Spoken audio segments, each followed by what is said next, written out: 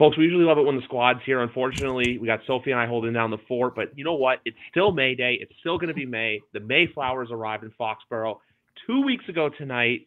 Drake May became an official member of the New England Patriots, and now I have a jersey at home that I basically get to take hockey tape to, and just with the Sharpie go M-A-Y-E. Sorry, Robert Kraft, not giving you my money for that one, but welcome to episode 293, folks. Sophie and I are here for a quick little Patriots rundown recap. And Miss Weller, how are we feeling today?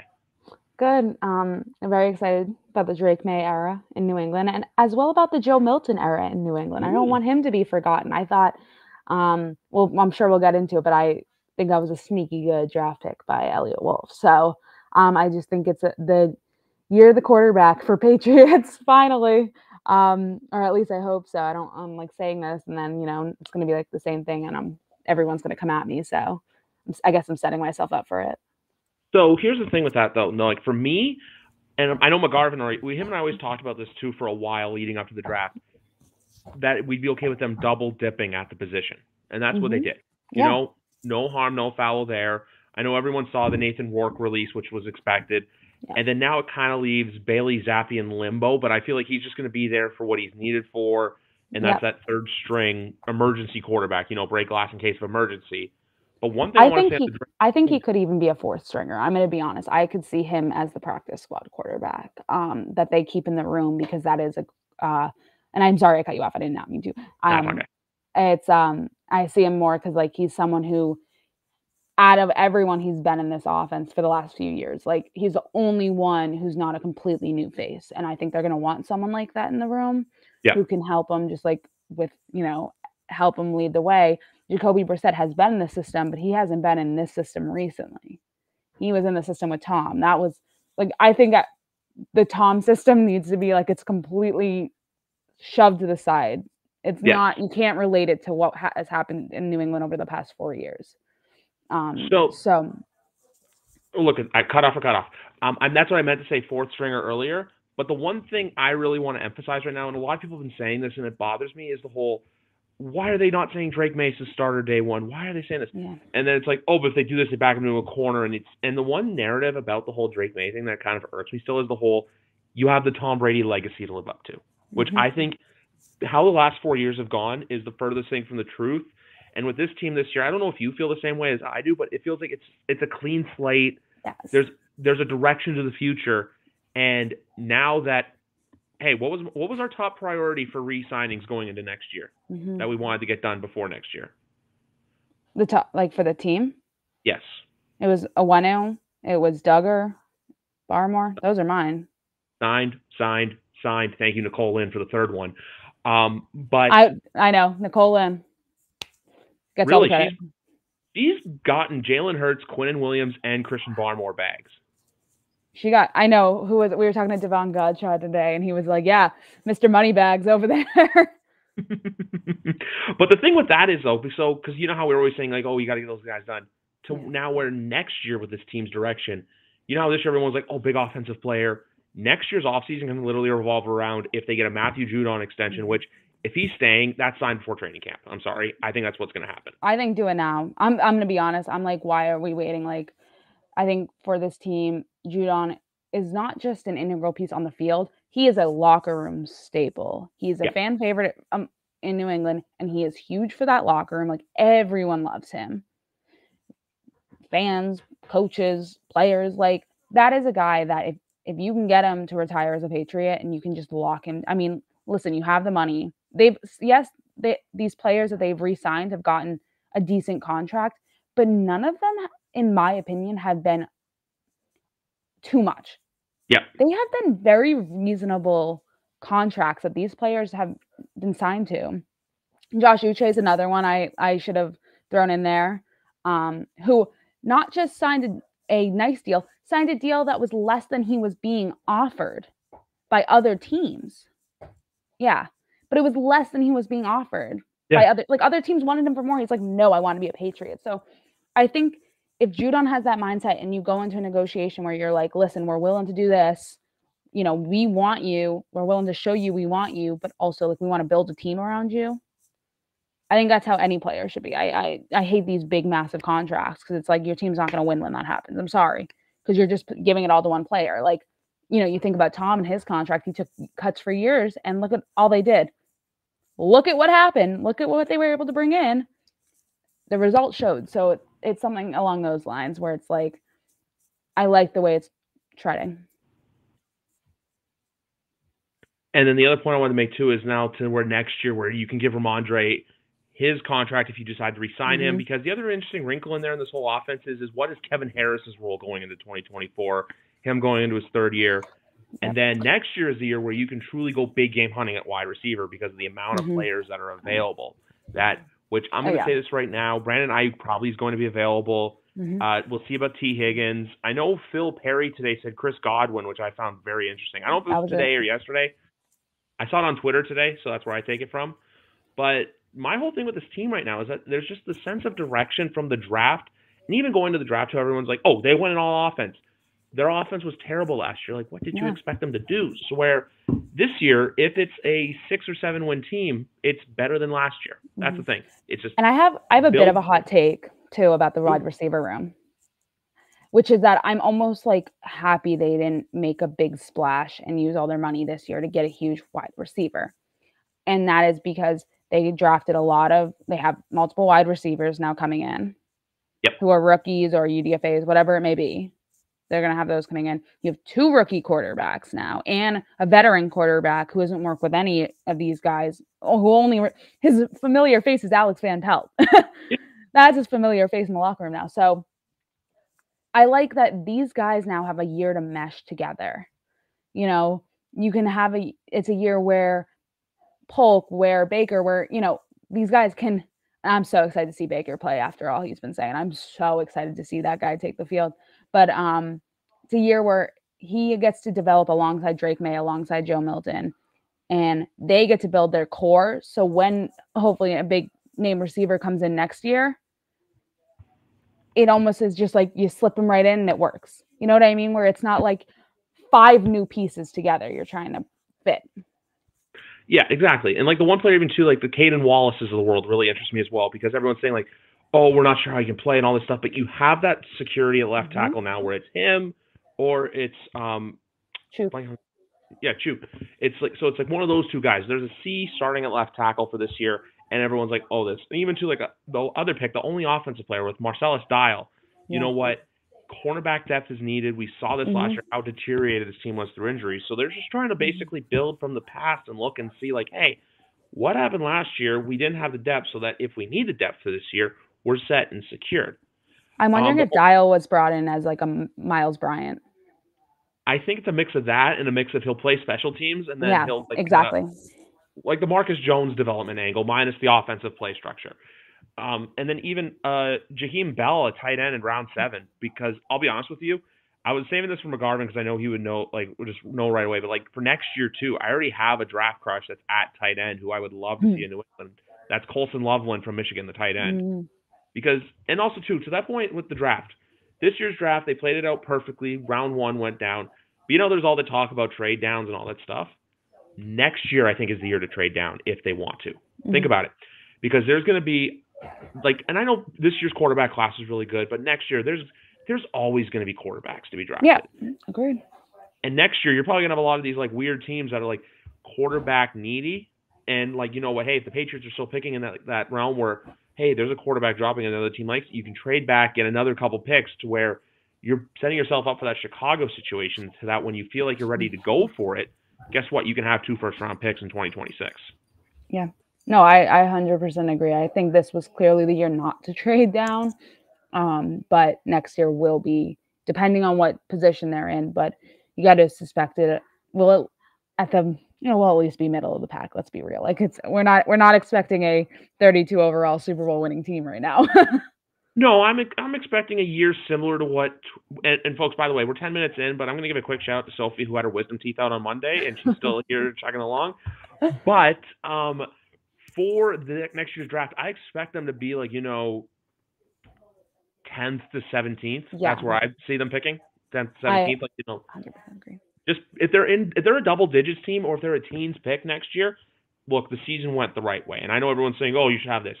But realistically, there's just, like, I'll repeat it. It's the fact that there's a sense of direction. It's the fact that, like, we know that there's a plan of attack.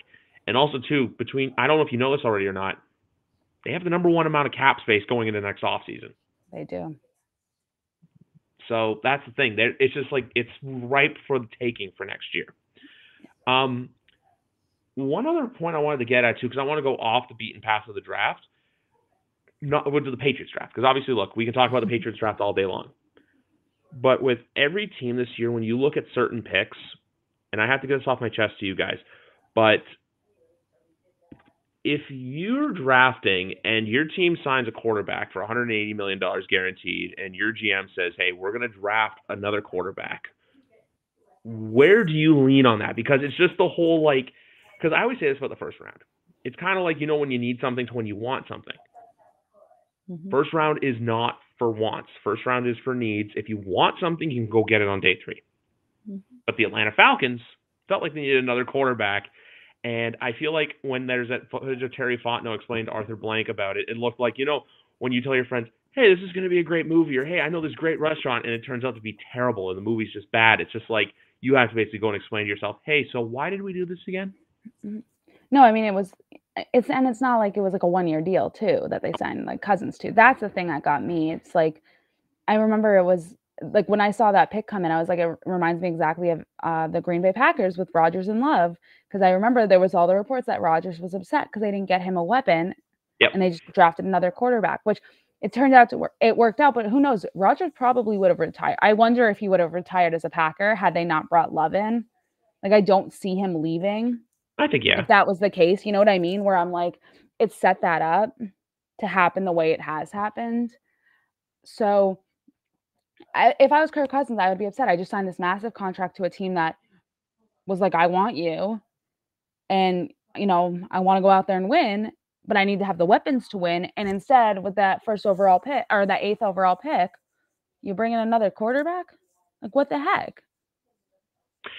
That's just it, because it's like with Atlanta, it's like you're supposed to be good, but it's like the same thing where it's like, hey, you do this, but then for every positive reaction, there's a negative action. Yep. Hey, you brought in a quarterback, you finally got a good head coach in there. Oh, but we're going to bring in the 24-year-old, another injury-prone quarterback whose ACLs have both popped in the last 10 years.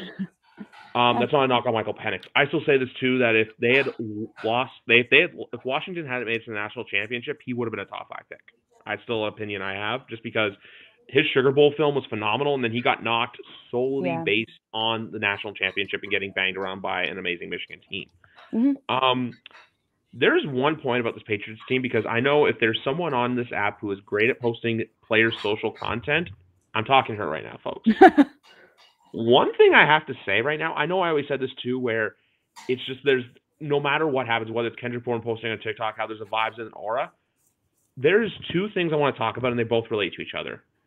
So there was a video posted recently of Michael Wanu riding a bike throughout the locker room. But there's something else to me that really stands out about how you know that there's a new change within the system. Was the fact that there's a basketball net in the middle of the locker room. And it's not just like, like the little one you post on the wall, like a full-on, not regulation size, but like a full-on one that you can go buy at your local sporting goods store for a couple $100. It just goes to show that, like, even this year, if the fans are going to want to get excited about something, it's just the fact that it's a new era, it's a new time, and you know what? These guys are going to have fun coming to work every day. And I know I repeated this to you earlier, but even something as simple as Robert Kraft wanting to make changes to the child care in the stadium, or, hey, we're going to build and we're going to basically put $50 million of my own money into the weight room facility, and realizing, hey, this no longer needs to be a dark, dingy place. Make it a beautiful gym, to where I know, like we say too, it just all connects back to each other. Even something simple as I remember Patriots drafts in the past where it would be Bears Nigerian being like, hey, so we're going to put you through to Coach Belichick now, and you're getting drafted.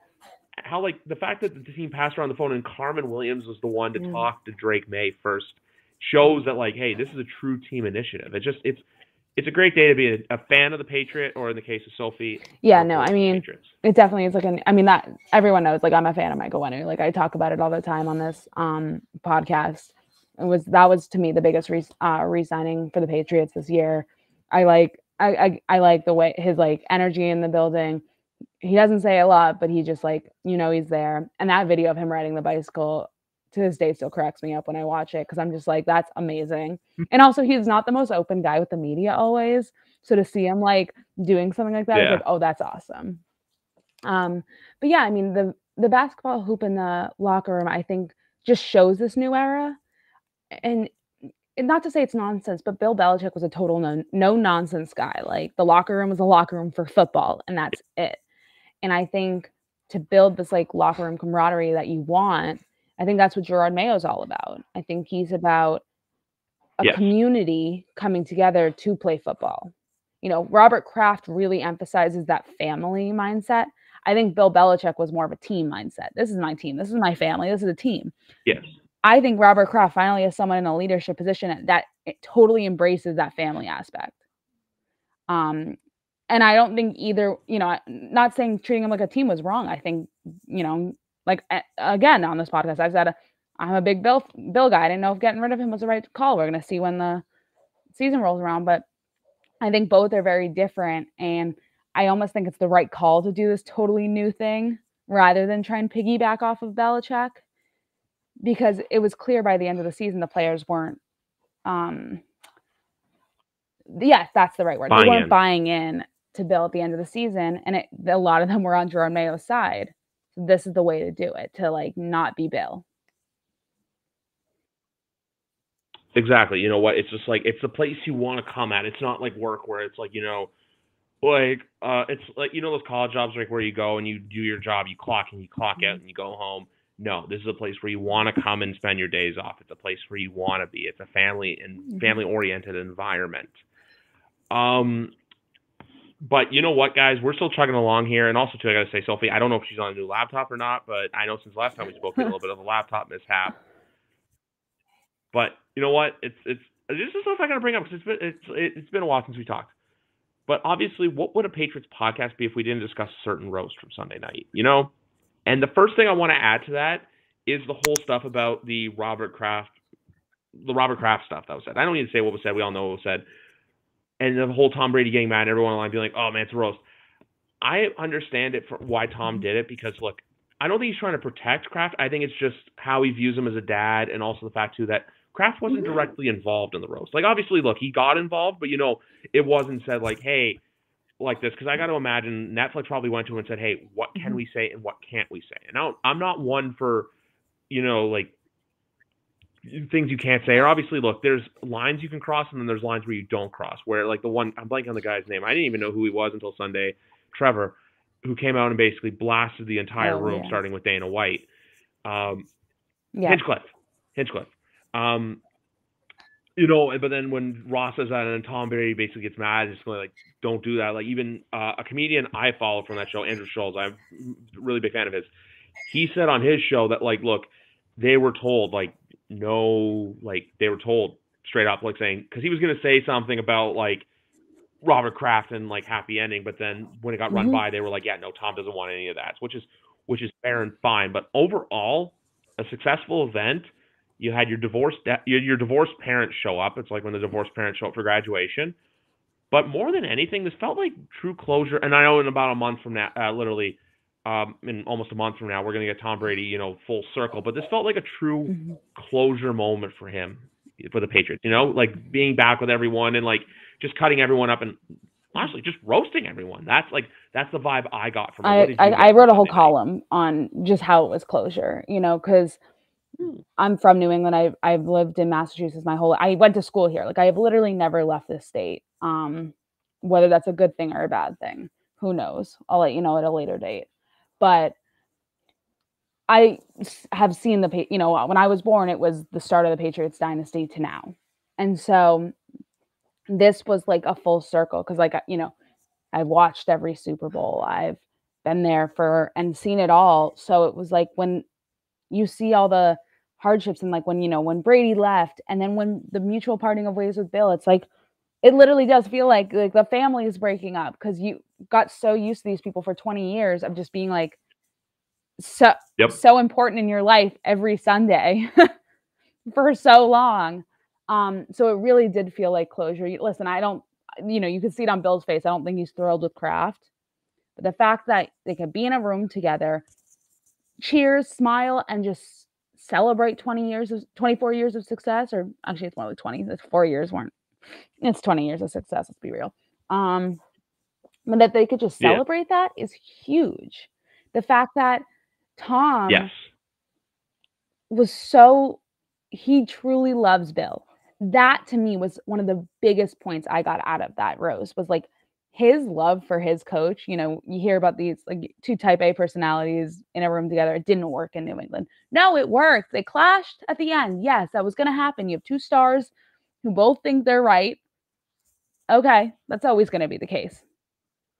But now that Tom's done, Bill's not the Patriots head coach anymore, and you could just reflect, oh my gosh, those two love each other in the best way possible. Because the jokes that Bill made towards Tom or Tom made towards Bill, you can never have said those unless you truly like were good with that person.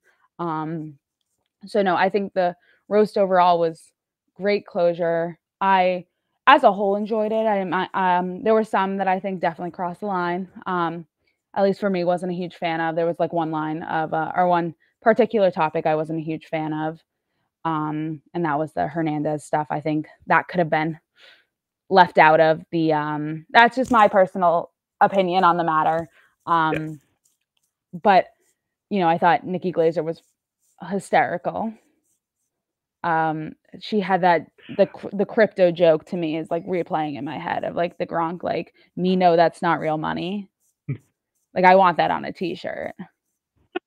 I think I'll find the name for the podcast today.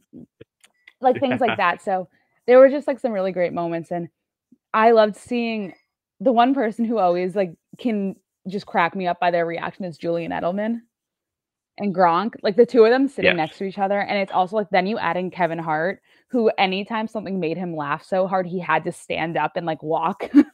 Like, I don't know if anyone else noticed that, but like if he starts like cackling, he stands up and then like just walks forward and then walks back to his seat. And so it's like the reactions to me also were funny, because it's like sometimes you're like, oh my God, was that too far? And then they're all dying laughing. So no, it was, I think it was just a funny event to see. And it was, again, it was closure. Yeah. So the I want to say this with the Hernandez one quickly. So at first I was like, oh, like, you know, they're talking locker room humor, and then like it took me 5 seconds where I was just like, oh Jesus Christ, they really went there. More than I know, obviously his widow came out and spoke about it. If anything, I'd be more just about having like say if the families who were involved, like the victims' families that were involved, having to hear about that. That would be the more worrisome part to me. One part that I always really liked was the beginning, where it was just like him and Bledsoe and Brady, and Bledsoe's just like getting benched again. Shout out Drew Bledsoe. I thought Drew Bledsoe was one of the most underrated guys going into the night, and he crushed it. He was like the first one up. I thought he was phenomenal. Him, Bill, and Tom to me were like the top for me. Bill just kind of seemed like, you know what, he's like, when you're at a family gathering and your uncle who doesn't really say much, or who's really like really buttoned up, like has a few and just lets go and starts like, you know, randomly cursing people out, or like just starts let's say it this way, the one uncle who could maybe say some things that are like, was that bad? Like, was that like, should you be saying that? Like, that's what Bill kind of reminded me of. Like, you know, where it's just like, I'm free this. And by the way, too, shout out Bill and Saban in the draft killed it. Whatever they do this summer, this season, football season, it's gonna be fantastic. Gronk, I really enjoyed. Andrew Scholes, I enjoyed. Gronk, I enjoyed because he was so at it. Like, it was just the most chaotic thing I've ever seen. When he pulled out the box that was supposed to be Brady's gift at the end, and Kevin's just like, stop. Like, no, Gronk.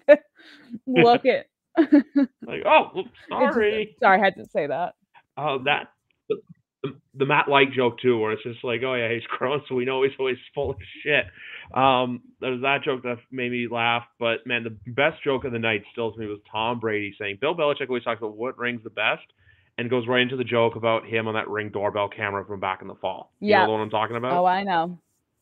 Yeah, like that one there. Even to the joke when he said to Kim, where he's like, "Oh, your kids have to be left left at home with their father, and I was just like, when he started taking shots at Kanye West and all that stuff, I was just like, man, because like for Tom, for me, it took a little bit. I feel like for him, it took a little bit of time, but then once he got warm, he was just going and throwing darts and everything like that. So good. Yeah, exactly. I'll say it. Yeah.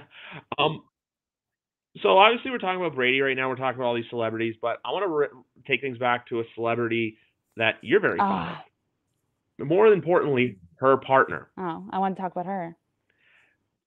That's okay. Oh, we can talk about her too. Okay. No, I just want to talk about, because you know how we were talking about guys getting paid in the NFL? The Travis Kelce contract truly feels like, and obviously, like, you know how back in the day, like when, look, our generation no longer is like stay at one place for 30 years and like you get a gold watch and you go away into retirement. We bounce around. But this contract that he signed, I want to talk about it just because a lot of people look at it and they're like, oh, why is he getting so much money now? This more than anything is, and this is very rare in the NFL, is a thank you for your service kind of thing, you know, where it's not like we're not paying you for what we expect you to do. Because let's be honest, there is a 1 year out. I believe $20-something million of it is this year, and it's like $4 million due next year. This is truly from the Chiefs, which is very weird how the Chiefs will take care of everything but their locker room, their stadium, and, you know, everything else because, look, they have 15, 87, and 95. That's another story for another day. But with this contract, it's truly a thank you for your service, Travis. We know we haven't paid you well. You're not the best reality TV star, but you're dating one of the biggest. Oh, thank you for your service. I just want to bring that up just because, you know, obviously Travis Kelce is one of the bigger stars in the game, but then also to the fact that contracts like this in the NFL are truly rare, you know? Yeah, no, I think it was, listen, that's a guy who, even like as someone who covers the Patriots or even for Patriots fans, that's someone who, you know, we were talking about how Matthew Judon and like Kendrick Bourne are these locker room presence for the Patriots. Like that is one right there for the Chiefs. He's a fan favorite, even before Taylor. He was a fan favorite, just more so now. But once he basically cut off his hair and just did the buzz cut, that's where he got better. Yeah, and then, you know, when you get 2 songs written about you by the biggest star in the world, it also helps. But no, I mean, it's a guy that is so important, and you want him to retire as a Chief. And I think that was really the goal of this, was to show him, hey, we appreciate you. Listen, I don't think he was ever going to go anywhere else. I don't, you know, he's that guy that I feel like, no, that's a Chief. That's a Chief for life. He's not going anywhere. But I do think it's like that little like voice in your head with doubt saying, oh, maybe not. Maybe he will leave. No, this is, we appreciate you. You're awesome. Let's show it. There we go.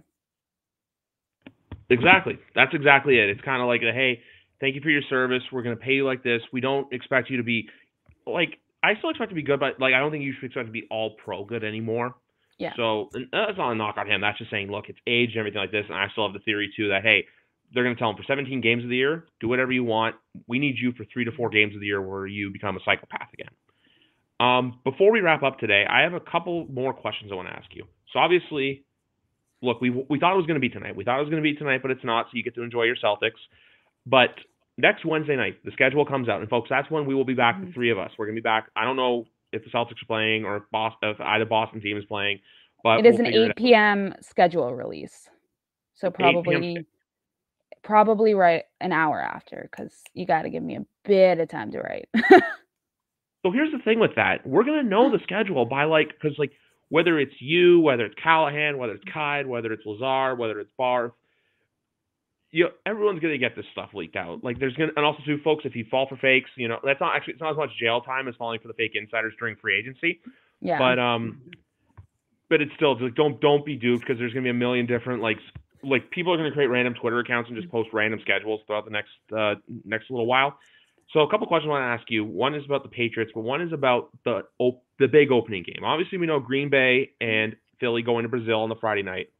Yep. But on the Thursday night, Kansas City hoisting another banner to the Raptors, or somewhere in the stadium. Obviously, they have an open roof, but to the Raptors, just the generic phrase. If you had to pick an opponent that you want to see as a football fan on opening night to play Kansas City, who would you go with and why?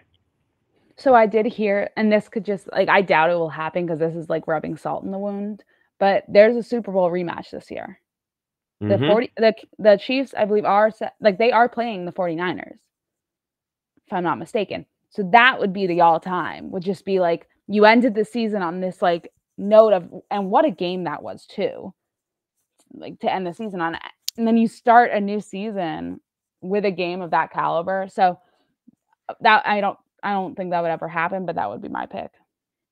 So I just looked it up, and I don't hate to burst your bubble, but actually it's San Francisco would host that game, not Kansas. They go to Kansas City. That would be why. I knew they were playing each other. I wasn't sure. I just wanted to double check. So who are Kansas City's home opponents then? Give me 1 second. I got to reopen. So I'm going off Wikipedia right now because it's honestly just the best source and also how I find out who's calling the games for the Patriots that week. So the options are, besides the AFC West teams, shout out to your boyfriends, Baltimore Ravens, Cincinnati, New Orleans, Tampa Bay, and my selection, Houston. Houston would be good. How last year, sorry to cut you off, but like last year, how Detroit got thrown into that fire where it's like, hey, Houston's this team now where it's like, hey, you guys have come out of nowhere. You're expected to do it all. I know Travis Kelce and Chris Jones were playing in that game, but still, Detroit went into Arrowhead and won and really stomped their mark of, hey, the preseason hype was real. Houston has a chance to do the same thing, and that's why I think that would be great. If I had to pick a second one, I would say Cincinnati just because of the Joe Burrow, Patrick Mahomes thing. No disrespect to Lamar, but I feel like that's a later in the season, like 4:25 CBS game to me. And see, I think that you do, because it was the AFC Championship, you throw the Ravens in there. And I think, again, it could be rubbing salt in the wound, but that was a team that was supposed to go in and beat the Chiefs, and then the Chiefs showed up. So it's like, can you start the season? It would be like a kind of my words aren't working today. I'm going to blame it on no wisdom teeth. I lost my wisdom. But it's kind of like if the Ravens can go in there to Kansas City and win, it's like, oh, boom, we got you finally. Not in the game that we needed, but it counts, I guess. Yeah, exactly. Also, now we're changing the podcast title. That's a better one. My words aren't working, but you know what? It's all good. You have a pass for me. The other thing I want to say, because before you say it, I'm going to just run down the Patriots' opponents. Obviously, look, you have the AFC East, but then the AFC South is coming here. They host the Chargers. They go to the Bengals, Rams, 49ers, Cardinals, 49ers, Rams, Seahawks, and they go to the Bears. One thing I know, though, is apparently they did put into the league that they want to go back-to-back weeks with Arizona and San Fran, which I don't blame them for at all. Yeah. But if you had to pick a week one opponent, ideal situation, what would it be and why? For the Patriots? Yes. Oh, my gosh. I wrote to refresh myself, so you have to go first. So. You know what? I'm going to go week one at Tennessee. I think it's a game that, you know what, they can win. It's not a tough throw them into the fire litmus test like last year you're getting the team that lost the Super Bowl last year coming into play with the Philadelphia Eagles. Throw them into a random CBS 1 o'clock window, have, I don't know, whoever call it, and then go from there. I have one of my closest friends' weddings the night before, so I get to be, sit on the couch and just do nothing and watch that game. And then I think that's a great way to kick off football season. That or at Cincinnati, because we all know how the Bengals start off the year. They start off a little slower, so it's a chance for I'm finding the best ways for New England to go 1-0, something they haven't done since 2020. So in mine, I have the Tennessee Titans because that's a battle of two new head coaches, which I think could be a very interesting week one matchup, especially for you lost Bill Belichick, a Patriots legend, and Mike Vrabel, a Patriots legend. So I think that almost kind of is written in the stars to have those teams play each other. Yeah, you know what? And then because the other thing that they've been doing for years that I'm just not a fan of anymore is they played Miami 3 of the last 4 years, week one, and I'm just like, let's leave Miami till later on. We don't need to play Miami right away. I feel like the schedule makers get lazy, so whatever comes out, we'll do it. We'll go from there. But you know what? Your wish is my command. We'll record. So, folks, it will release probably later next Wednesday night, but we're going to record probably 9 o'clock or a little bit later. So our wonderful A to Z reporter, so the wonderful from A to Z Sports, Sophie Weller, can get all her writing in done, and we can go from there. We can just dissect it and tell you why the Patriots are going to go 14-3 on the year. But anyway, guys, that's going to do it for today's 293rd episode of YWC Football Talk. We have 1 episode confirmed for next week, maybe 2. We'll have to wait and see. Follow me on socials for there. Follow her for all Patriots news and, guys, for some great articles. But anyway, for Sophie Weller, I'm Griff Bordegon. Enjoy your night.